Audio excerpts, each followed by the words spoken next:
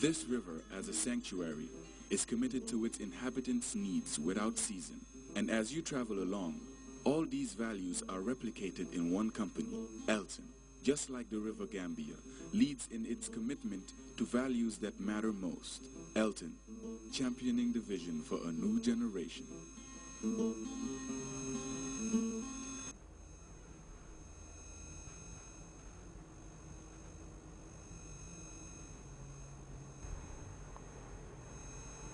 Good evening, viewers. Welcome to the weather segment.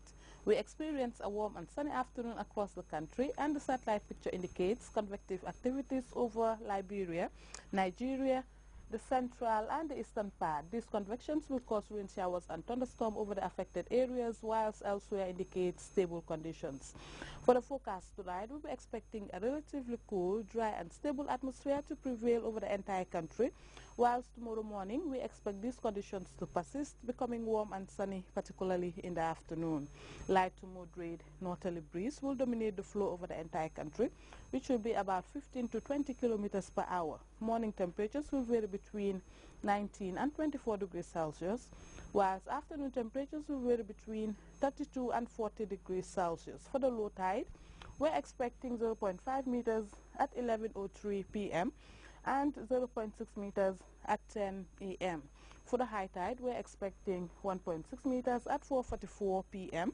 and also 1.4 meters at 4:21 a.m. Wave heights will vary between 1 to 2 meters high, slight to moderate southeasterly swells. The sun will rise at 6:40 and will set at 19:24. Thanks for watching, and do have a wonderful evening. All right. And before we go, a reminder of our headlines once again.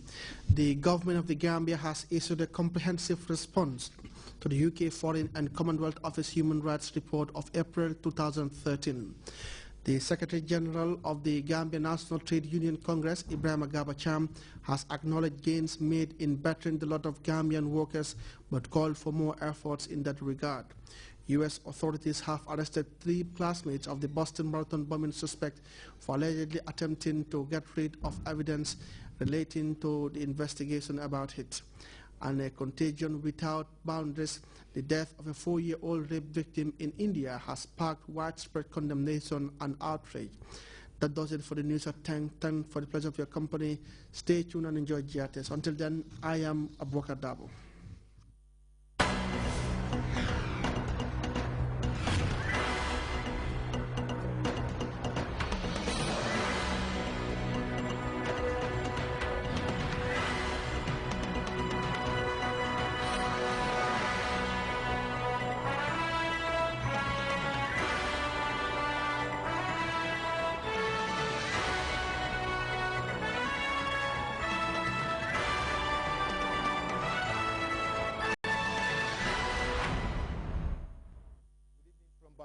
You watching GRTS, and this is a press release from the Office of the President.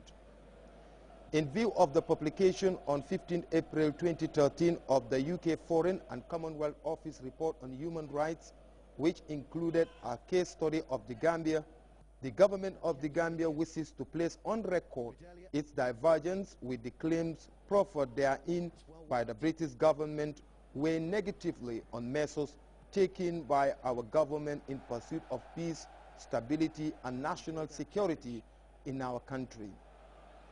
The government of the Gambia urges the UK government to look comparatively inwardly and consider the many incidents of decisions and actions taken against the press, and those also encroaching on the liberties of individuals and conglomerates which do not serve the common British or common human interests at home and abroad.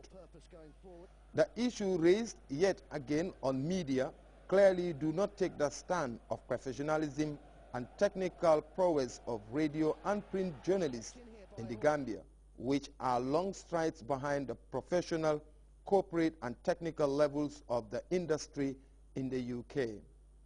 While we recognize the extant international and sub-regional protocols, it is also important to take into consideration the facts and conditions of our cultural, and political sovereignty. The people of the Gambia object to homosexuality and all its tangential considerations on the ground of their culture and religion.